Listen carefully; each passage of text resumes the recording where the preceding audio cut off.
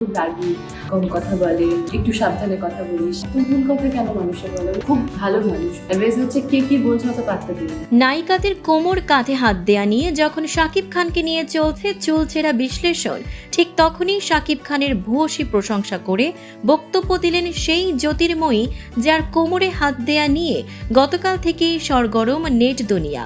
SK ফিল্মসের এক বিশেষ সাক্ষাৎকারে জ্যোতির্ময়ী জানান, প্রিন্স তার প্রথম বাংলাদেশি সিনেমা হওয়ায় শুরুতে বেশ মানসিক চাপ অনুভব করেছিলেন তিনি।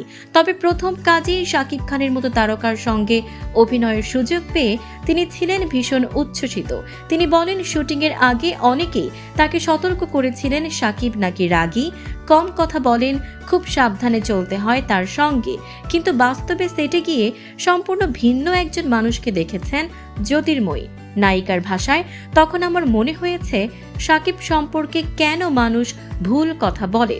তার ভাষায় শাকিব খান খুবই শান্ত, বিনয়ী এবং দারুণ একজন মানুষ।